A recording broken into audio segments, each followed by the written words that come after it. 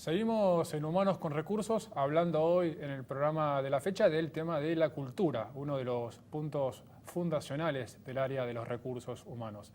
Y nos acompaña hoy, por un lado, Cristian Bernal, que es director de Recursos Humanos de Walmart Argentina, y también nos acompaña una vez más José Luis Roses, actual director del CDL en el ITBA. Cristian, José Luis. Hola Matías. ¿Cómo andan? Bien, y como dije en un inicio, lo que queremos conocer un poco más hoy es el tema de la cultura, ¿no? Uno de los temas que siempre salen cuando uno habla con los profesionales de recursos humanos, y la primera pregunta o la primera inquietud pasa por decir, bueno, ¿cuáles son los atributos? ¿Qué forman la cultura? ¿Qué hay debajo de eso? Bueno, yo creo que sí, es muy importante ponernos de acuerdo primero de qué es la definición que vamos a usar para entender cultura. ¿Y por qué? Porque hay muchísimas definiciones. Y a veces uno en lo cotidiano encuentra tantas definiciones que algunas parecen como los virus en medicina, ¿no? Cuando uno no puede explicar algo en una organización, dice es algo cultural. Y yo creo que lo que primero hay que poner en juego es que la cultura es algo que es una propiedad emergente, es algo que surge precisamente de lo que hacen los líderes a lo largo del tiempo, que van generando creencias, costumbres, que se transforman en las formas con que una organización trabaja. Y esto en algún caso puede ser imaginado como espontáneo, pero otras cosas es absolutamente deliberado. Por lo tanto, es un campo sumamente interesante de explorar, porque hay empresas que se diferencian precisamente por su cultura. Cuando la cultura es muy importante, es difícil de imitar, genera valor y sustancialmente es un hecho en el cual hace la diferencia. Por lo tanto, digo, es un tema que es interesante que lo hablemos desde las perspectivas que podamos nosotros abordar. En nuestro caso, el propósito de nuestra compañía es precisamente el por qué hacemos lo que hacemos, ¿no? Que en este caso es ahorrar dinero para que la gente pueda vivir mejor. Ese es el por qué. La cultura es el cómo vamos a hacer eso, o sea, está íntimamente relacionada en la forma en cómo vamos a hacer negocios. ¿Cómo hacen ustedes, digamos, eso que contás vos de la cultura hoy de Walmart, pero cómo se baja la cultura? O sea, ¿cómo vos decís, hay que definirla? José Luis decía, no es algo espontáneo, sino que es algo deliberado. Bueno, ¿qué hago? Mando un email, pego una cartelera, viene el gerente general y dice, acá la gente tiene que trabajar de tal manera, o miro lo que hace mi compañero, y lo miro y digo, bueno, acá las cosas se hacen así. O sea, ¿cómo me entero yo, empleado nuevo, que ingreso a Walmart, cómo se hacen las cosas acá? Nosotros trabajamos con la cultura en todos los procesos de recursos humanos, arrancando desde la selección, cuando tenemos que definir el perfil de una persona y tenemos que ver si ese postulante se puede llegar a adaptar o no a nuestra cultura, y una vez que ingresa a la compañía, desde el proceso de inducción, o sea, desde el día 1, en la primera hora que entra la persona, ya le estamos hablando de cómo es la cultura dentro de nuestra compañía. Adicionalmente, nosotros trabajamos junto con los líderes para que ellos sean los verdaderos referentes de la cultura en la compañía. ¿Y por qué te menciono los líderes? Porque en lo que es el proceso de evaluación de desempeño, tenemos un sistema de gestión de desempeño en el cual nosotros evaluamos a la gente en base a cómo vive la cultura. Ajá. Lo más interesante es que la cultura, no hay inyección de cultura, no hay la posibilidad de poder generar por vía endovenosa algo que es cultural. En realidad lo que está describiendo muy bien aquí es que en realidad el proceso cultural es una consecuencia de lo que se va ocurriendo a lo largo del tiempo. Y en esencia, uno cuando encuentra empresas como Walmart y la ve desde el punto de vista de un cliente, ve que a diferencia de otros lugares donde hacen la misma operación, hay un trato, hay una vinculación, hay una relación de servicio que es diferente. Y eso es precisamente la impronta que es cultural, y que no es que uno es propia de un local o de otro local. Uno va en todos los locales y exactamente tienen el mismo tipo de relación. Esto es lo desafiante, por lo que, como decía recién Cristian, esto arranca desde cuando generan acción, articulan tres cosas. Una orientación, usan prácticas y además generan estilos. De la conjunción de eso aparece la cultura. O sea que la cultura es algo emergente de los líderes.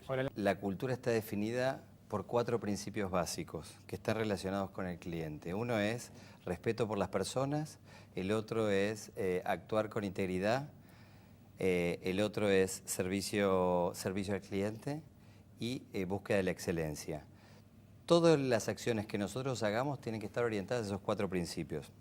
En el caso del proceso de selección, nosotros tenemos algunas herramientas psicotécnicas que están relacionadas con competencias directamente linkadas con estos principios. Y por otro lado, en el proceso siempre participan varias personas que son referentes culturales, en los cuales pueden evaluar si las personas pueden tener o no ese fit cultural que mencionas. Es como un filtro cultural de gente Sí. que ustedes ya saben que representa la cultura al 100%. Ajá. Ahora, eso es un hecho clave, ¿no? Esta es una especie de previa acción que hay que hacer, que hay que seleccionar gente que pueda acomodarse. Pero la otra cosa que normalmente es la potenciadora o la destructora de cultura es cómo son los sistemas de comportamiento interno, cómo es el sistema de premios y castigos, cómo es el sistema de recompensa. Porque imaginémonos, como dice recién Cristian, nosotros buscamos gente que sea respetuosa en la relación.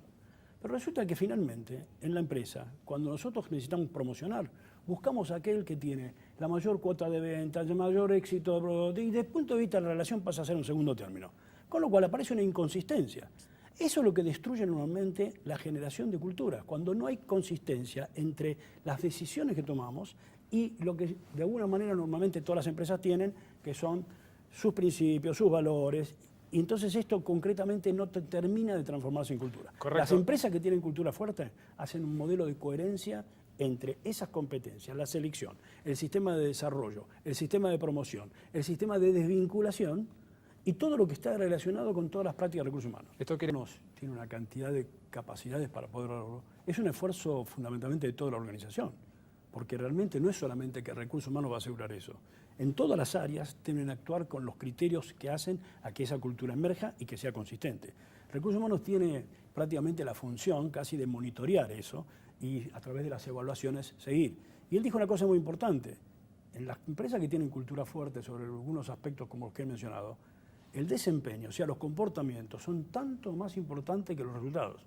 Para contarte algo en un caso específico, de un banco muy importante de la Argentina, que cambió su estrategia de negocios de ser un banco de mucha eficiencia operativa a un banco de relación con el cliente. Normalmente hay 3 tipologías en cultura que son típicas. Una es eficiencia operativa, relación con el cliente y liderazgo de producto.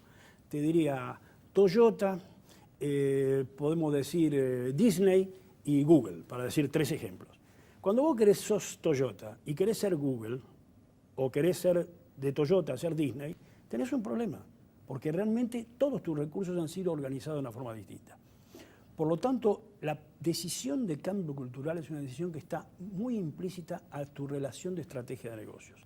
Cuando vos definís una estrategia de negocios tenés que entender cuáles de esos 3 factores vas a privilegiar. Entonces vos lo que me querés decir es que en realidad no lo define una persona per se, digamos, ya sea un gerente general o un socio, sino que el negocio es el que te lleva a tener una cultura determinada. Bueno, a ver, el negocio, desde el punto de vista como diagnóstico organizacional, te va a dar los elementos. Finalmente, el cambio cultural es una decisión política, que finalmente pasa por un cuerpo directivo.